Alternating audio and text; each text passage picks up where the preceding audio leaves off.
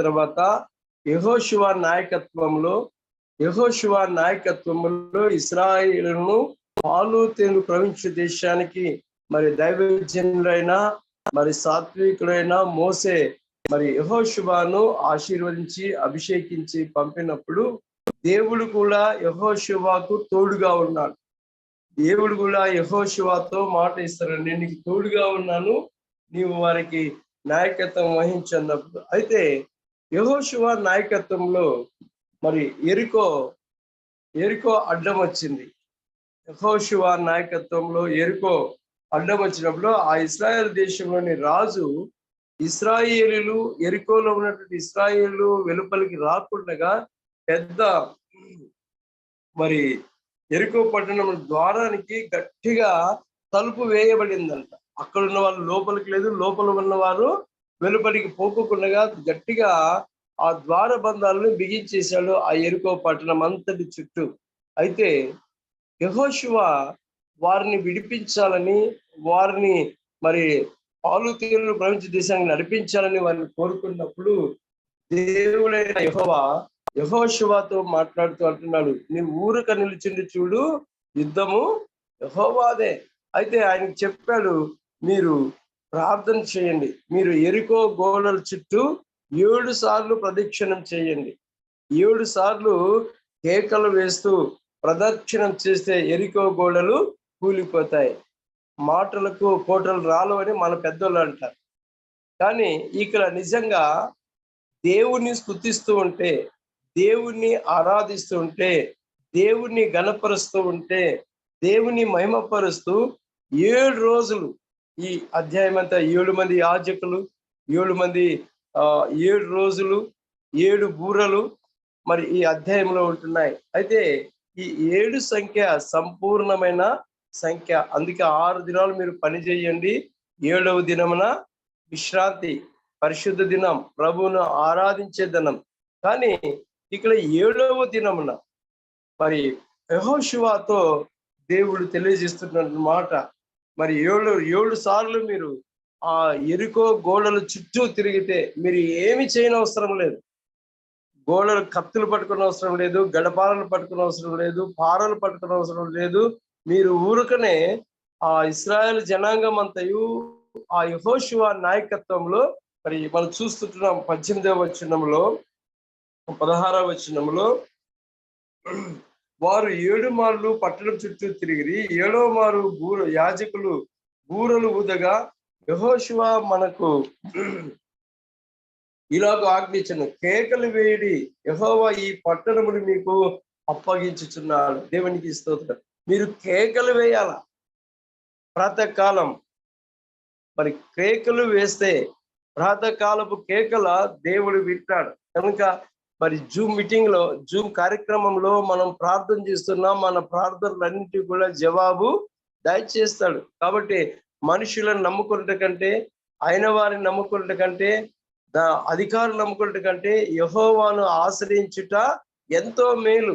ఏ కష్టం వచ్చినా, ఏ బాధ వచ్చినా, ఏ ఇరుకు వచ్చినా, ఎంతటి ఆర్థిక సమస్య వచ్చినా మనం మనుషుల వైపు చూస్తే ప్రయోజనం లేదు, కానీ దేవుని వైపు చూడాలి. మీరు కేకలు వేయండి. దైవజనుడు యెహోషువ ఇశ్రాయేలుతో చెప్తున్నమాట, మీరు కేకలు వేయండి. యెహోషువ ఇలాగ ఆజ్ఞ ఇచ్చాను. దైవజనుని మాట, దేవుని మాట. ఇప్పుడు గతంలో ఉండే సేవకులు వేరు, ఇప్పుడు ఉండే సేవకులు వేరు. ఇప్పుడు సేవకులు ఏమైపోయారంటే ఎక్కడ ఏమిస్తే అక్కడికి వెళ్ళేవారు ఉన్నారు. మనం జూమ్ మీటింగ్ లోనే చూస్తున్నాం. వస్తూ చాలా మంది వెనక్కి వెళ్ళిపోయారు.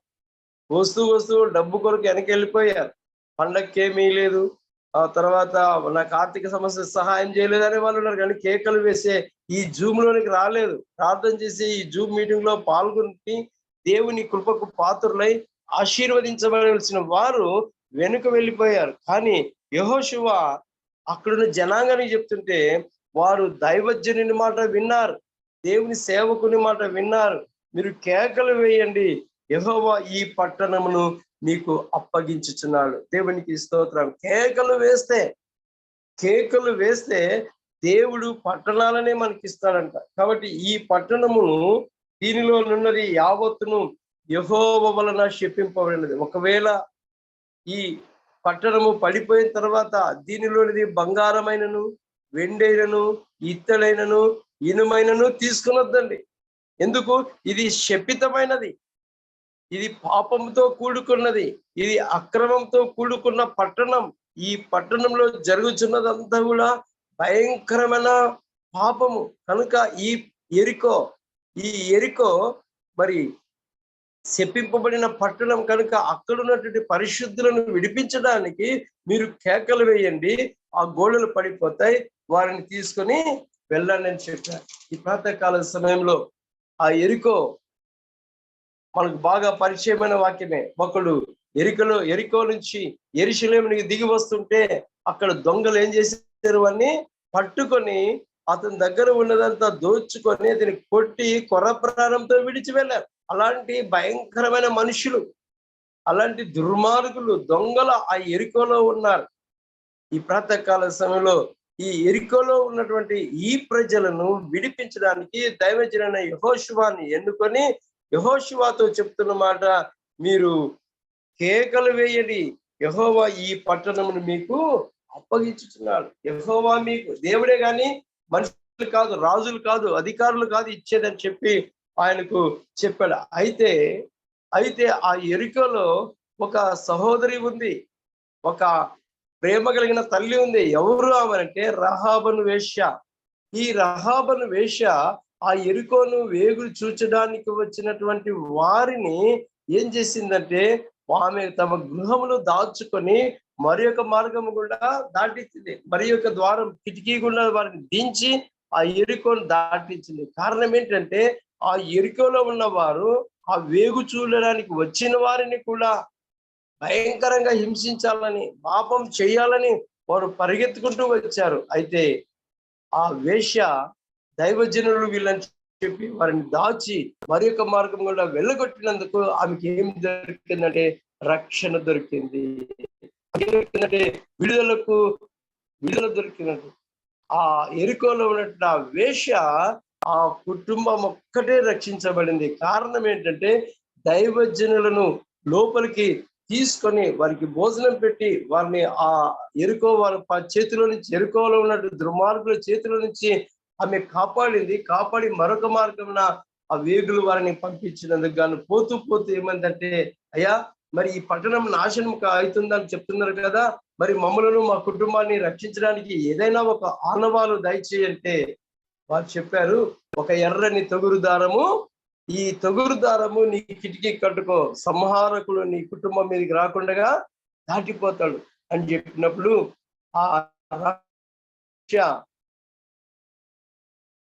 తొగురు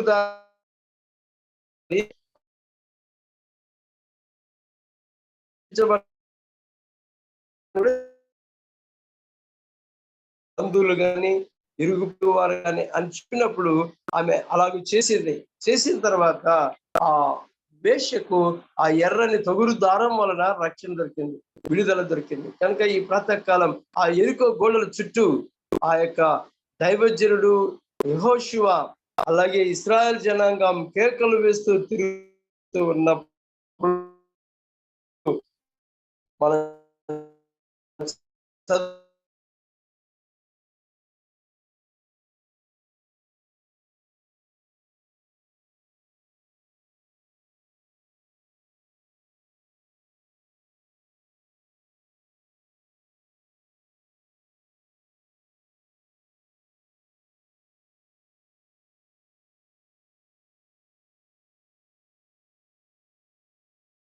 ద్వారం ఎప్పుడైతే ద్వారం దగ్గరికి వచ్చారో ఆ కేకల శబ్దానికి ఆ గోడలన్నీ కూడా కుప్ప కూలిపోయినంట. ఎంత గొప్ప మాట! కేకలు వేయగా ఈ ప్రాతకాలం మన జీవితంలో మనం కూడా ఏ సమస్య వచ్చినా, రోగం వచ్చినా, కష్టం వచ్చినా, ఇరుకులు వచ్చినా, ఆర్థిక సమస్యలైనా మనం దేవుని సన్నిధిని, అందుకే నాకు మొరపెట్టుము నేను మీకు ఉత్తరం ఇస్తాను. యెహోషువకు దేవుడు తోడుగా ఉన్నాడు కనుక, యెహోషువకు దేవుని సహాయం ఉన్నదని కనుక, యెహోషువకు దేవుని కృప ఉన్నది కనుక ఆ యొక్క దైవజనుడు విశ్వాసముతో ప్రారంభించాడు. విశ్వాసముతోనే ఆ గోడలను కేకల ద్వారా పడగొట్టేశాడు. కాబట్టి అక్కడ ఉన్న చిన్న పురుషులనేమి, స్త్రీలనేమి, చిన్న పెద్దలందరినీ, ఎద్దులను, గొర్రెలను, గాడిదలను, ఆ పట్టణంలోని సమస్తమును కత్తివాత సంహరించిరి. దేవునికి ఇస్తాం. ఎప్పుడైతే గోడలు ఆ రాజు ఆ యెరికో చుట్టూ ఆ గేట్లన్నీ గట్టిగా బిగించినప్పటికీ, బంధకాలు ఎంత బందోబస్తు ఉన్నప్పటికీ, దేవుని మాటకు, దేవుని పిల్లల ప్రార్థనలకు ఆ గోడలు కూలిపోయాయి. అప్పుడు ఆ ఇశ్రాయేల్ జనాంగం వారిని పట్టుకొని సమస్తమును కత్తివాత సంహరించేశారు, కత్తివాత చంపేసేశారు. కానీ అక్కడ స్త్రీ వేష రహాబను స్త్రీ ఉంది కనుక ఆమె దగ్గరికి దేవుడు చెప్పాడు, మీరు వెళ్ళి ఆ స్త్రీని తీసుకొని రండి అంటే, వెంటనే యెహోషువ ఆమె ఇంటికి వెళ్ళి, ఆ వేష ఇంటికి వెళ్ళి, మీరు ఆమెతో ప్రమాణం చేసినట్లు ఆమెకు కలిగిన వారందరినీ అక్కడి నుండి తోడుకొని రండని దేశమును వేగు చూచు ఇద్దరు మనుషులతో చెప్పగా, దైవజనుడు యెహోషువ ఇద్దరికి చెప్పాడు, మీరు చూసొచ్చినారు కదా, ఆమె ఇంటికి వెళ్ళి ఆమె ఇంట్లో ఉన్న వారందరిని కూడా బయటికి తీసుకెళ్ళండి. ఈ యొక్క యెరికోను నాశనం చేయబోతుంది. నాశనం, కత్తివాత. ఈ దినాల్లో మనం కూడా క్రైస్తవుల మీద కూడా నేటి దినాల్లో ఈ ప్రభుత్వం, ఈ గవర్నమెంట్, ఈ ప్రధానమంత్రి వీళ్ళు ఆదిత్యనాథ్ గారు భయంకరంగా ఆలోచనలు చేస్తున్నారు. క్రైస్తవులను హింసించాలా, క్రైస్తవులను బాధ పెట్టాలన్నప్పుడు, అయితే దేవుడు మన పక్షమునుండగా మనకు విరోధి. కాబట్టి దేవుడు మనకు తోడుగా ఉంటే ఇలాంటి ప్రధానులు ఏం చేయలేరు, ఇలాంటి దురాలోచన కలిగిన ఎవ్వరు కూడా ఏమి చేయలేరు. కానీ మనం దైవజనుని మాట, దేవుని వాక్యమును చేత పట్టుకొని, దేవుడిచ్చిన మాటను పట్టుకొని మనం భయం లేకుండా ప్రార్థనలు చేస్తుంటే, ఈ అధికారులు మన పక్షంగా అధికారులతో మాట్లాడే దేవుడు ఆయనే. కాబట్టి మనకు ఒక ద్వారం మూయబడితే 7 ద్వారాలు తెరవబడతాయని దేవుడే చెప్తున్నాడు. కనుక ఈ అధికారులు ఈరోజు ఉంటారు, రేపు వెళ్ళిపోతారు. కానీ దేవుని వాక్యము శాశ్వతమైనది, దేవుని వాక్యము నమ్మకమైనది. కనుక భయపడుకోకుండా ఎన్ని శోధనలైనా, ఎన్ని బాధలైనా, ఎన్ని హింసలైనా, ఎంత రంపపు కోతలైనా, ఎన్ని రకాల బాధలు పెట్టినప్పటికీ మనం నమ్ముకున్న దేవుడు మనతో ఉంటాడు. కాబట్టి మనము ఆయనది విశ్వాసం ఇచ్చి సాగిపోవలసిన వారమై ఉన్నాం. యెహోషువ దేవుని చేత అభిషేకించబడిన దైవజనుడు, అతని మాట ఇశ్రాయేలీయులు విన్నారు. ఆ యెరికో గోడల చుట్టూ తిరిగి 7వ దినమున దాన్ని అడగొట్టేశాడు దేవుడు. కాబట్టి అక్కడున్న వారందరినీ కూడా దేవుడు కత్తివాత చేత, ఏది పశువులను, జంతువులను, పక్షులను, మనుషులను అందరినీ కూడా కత్తివాత సంహరించిరి. కానీ ఆ వేశ్య కుటుంబాన్ని మాత్రం, ప్రత్యేకంగా ఆ వేశ్య రహాబను స్త్రీ యొక్క కుటుంబాన్ని మాత్రం, ఆమె దగ్గర ఉన్న వారందరినీ కూడా ఆ వేగుల వారు. అందుకే దేవుని పిల్లలకు చిన్న ఉపకారం చేస్తే కూడా దేవుడు అవసాన కాలంలో దానిని మర్చిపోడు, ఆయన మర్చిపోడు.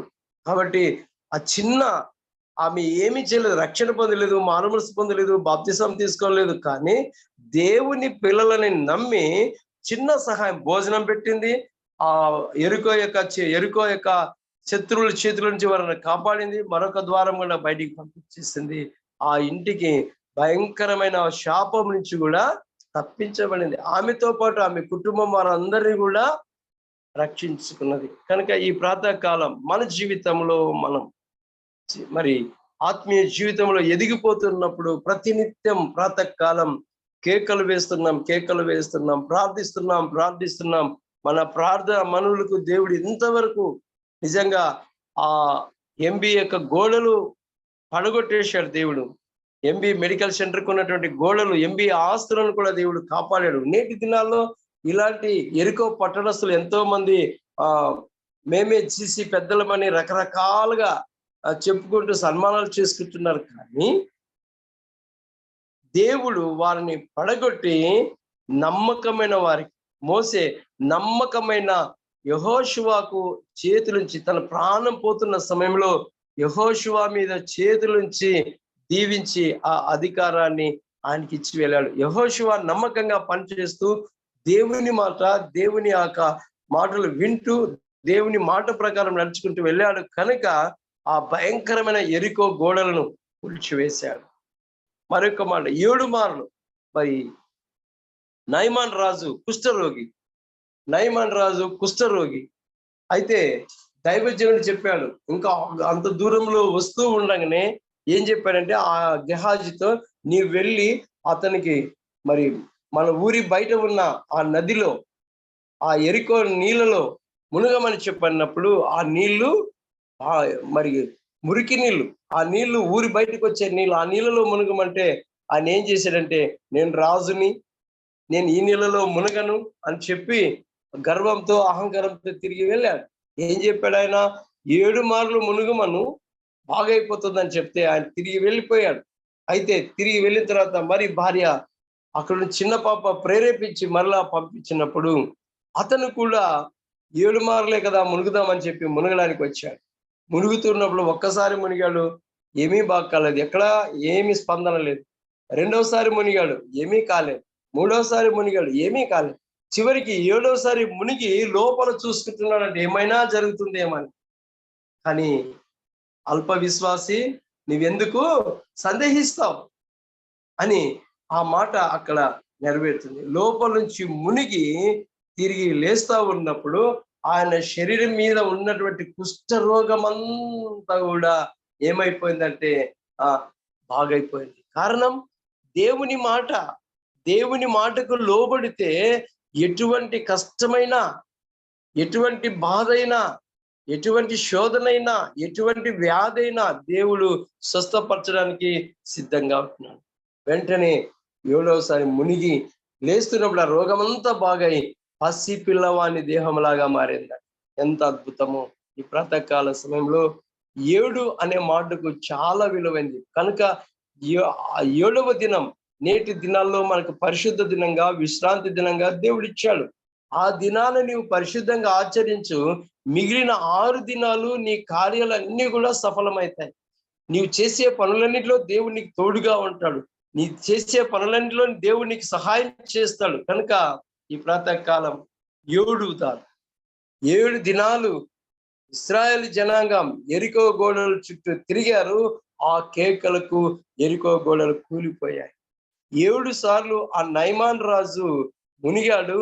7వసారి మునిగి తిరిగి లేస్తున్నప్పుడు అతని రోగమంతా కూడా కలిగిపోయింది. పసి పిల్లవాడిని దేహంలాగా మారిపోయింది. కనుక చివరిగా ఈ మాట చూసుకొని ముగించుకుందాం. 25వ వచనంలో, యెహోవా మందిర రాహాబును వేసే ఎరుకోను వేగుచూచుటకు యెహోషువ పంపిన దూతలను దాచిపెట్టిండెను గనుక అతడు ఆమెను, ఆమె తండ్రి, ఇంటి వారిని, ఆమెకు కలిగిన వారందరినీ బ్రతకనిచ్చెను. ఆమె నేటి వరకు ఇశ్రాయేలీల మధ్య నివసించినది. దేవునికి స్తోత్రం. నేటి వరకు ఆమె చిన్న కార్యం చేసింది, గొప్ప అద్భుతాన్ని పొందుకుంది. ఆమె చిన్న పని చేసింది, గొప్ప ఆశీర్వాదం పొందుకున్నది. ఆమె చిన్న పని చేసింది, దేవుని పిల్లలుగా పేరు సంపాదించుకున్నారు. ఈ ప్రాతకాలం మన జీవితంలో నమ్మకముగా దేవుని పనిచేస్తే, విశ్వాసంతో దేవుని పనిచేస్తే, మరి మనం చేస్తున్న పని మనకు, మన పిల్లలకు అది ఆశీర్వాదకరంగా మార్చబడుతుంది. ఆ యొక్క రహాబను వేశ్య ఆ చిన్న కార్యం చేసినందుకు దూతలను దాచిపెట్టిండను. చివరికి ఇక్కడికి వస్తే అక్కడ వేగులు వారు అన్నారు, ఇక్కడికి దూతలు, దేవుని పిల్లలు, దేవుని సేవకులు, దేవుడు పంపిన దూతలు. కాబట్టి వారికి సహాయము చేసినందుకు ఆమె కుటుంబం అంతటికి రక్షణ దొరికింది. ఆ ఇశ్రాయేలుల మధ్య ఆమె నివసించినది. పాపం నుంచి, శాపం నుంచి, అక్రమంలో ఉన్న ఆ ఎరికో నుంచి బయటికి వచ్చి దేవుని పిల్లలతో సహవాసం చేసింది. దేవుని పిల్లలతో సహవాసం చేసి దేవుని రాజ్యాన్ని కూడా వారసురాలుగా మారింది. కనుక ఈ ప్రాతకాలం మన జీవితంలో దేవునితో కలిసి, దేవుని పిల్లలతో కలిసి ఈ విధంగా సాగిపోతుంటే మన జీవితాల్లో మనకు కూడా గొప్ప ఆశీర్వాదాలు దొరుకుతాయి. కనుక మన కుటుంబాల్లో ఎన్నో శోధనలు, ఎన్నో బాధలు, ఎన్నో ఇరుకులు ఉంటాయి. కానీ మనం అటు ఇటు తిరుగుకోకుండా, వారి వైపు వీరి వైపు చూడుకోకుండా దేవుని వైపు చూసి, ఒక్క దినమా, 2 దినాలా, 3 దినాలా, మనం కూడా ఎన్ని దినాలయ్యా ప్రార్థన చేస్తున్నాము, ఇంతవరకు మాకు సహాయమే దొరకలేదంటే ఒక్కొక్కసారి బేజారు పడిపోతున్నాం. కానీ ఎంత ఓపికతో ప్రార్థన చేసుకుంటూ పోతే, ఎంత నమ్మకంతో ప్రార్థన చేసుకుంటూ పోతే, ఒక్క దినం దేవునికి అసాధ్యమైనది ఏమి కూడా లేదు. కనుక ఈ ప్రాతకాల సమయంలో ఎరికో గోడలు కూల్చిన దేవుడు, రహాబను స్త్రీని రక్షించిన దేవుడు, నయమాన్ రోగాన్ని పోగొట్టిన దేవుడు, ఈ ప్రాతకాలం మన జీవితంలో ఉన్నటువంటి కష్టాలు, దుఃఖాలు, బాధలు, శోధనలు, తెగుళ్ళు వాటన్నిటిని కూడా తప్పించి, నేటి దినాల్లో భయంకరమైన విపత్తు జరుగుతున్న ఈ దినాల్లో కూడా దేవుడు తన పిల్లల పక్షంగా ఉండి న్యాయం చేయడానికి ఆయన సిద్ధంగా ఉంటున్నాడు. కనుక మనం ఆయన వైపు చూస్తూ, యేసు వైపు చూస్తూ ముందుకు సాగిపోవడానికి పరిశుద్ధాత్మ దేవుడు మనకు సహాయం చేయునుగాక.